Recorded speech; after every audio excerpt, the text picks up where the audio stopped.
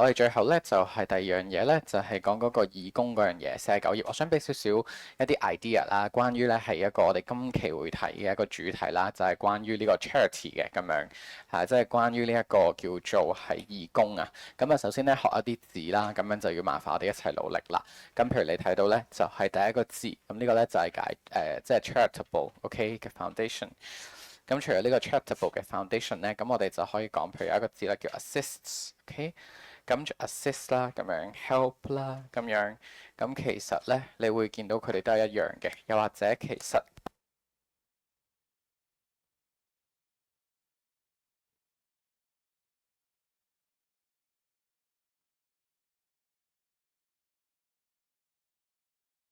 試下跌咗個咪。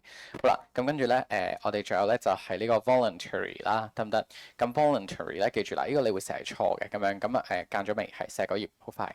好啦，咁咧就係第一樣嘢咧，就係我哋成日會講嘅地方咧，就係呢一個義工。咁義工咧，我哋就一係就係 to be volunteer，OK，或者咧我哋就會係 do voluntary work 嘅，OK。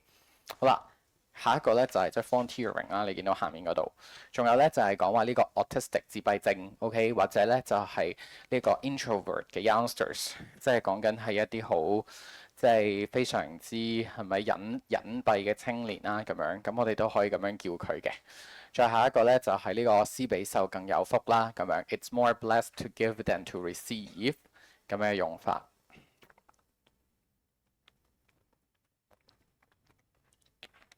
好啦，跟住咧後邊咯喎。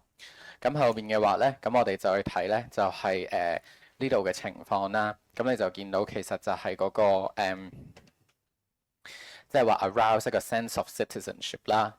咁跟住就係講一個叫做好嘅品德啦、責任感啦。呢啲咧都係幾好嘅，係即係你都係可以去參考嘅。嗯，跟住咧，誒 kind kindness kindness 同埋 affection。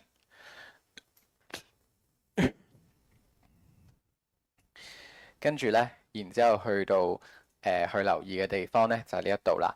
咁我哋咧就會可以去注意嘅地方就係呢個 endorse humanitarianism。哇！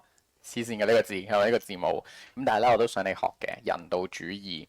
咁咧 humanitarianism 嗱，首先睇住唔難嘅 human，因為咧作文同説話咧慈善都係其中一個好熱門嘅主題嚟㗎。human，OK，humanitarian 呢個就係人道啦，係咪？即係話好人，即係 humanitarian，咁就加埋個 ISM，因為你知 ISM 咧就通常係講嗰啲主義嘅咁樣，好冇？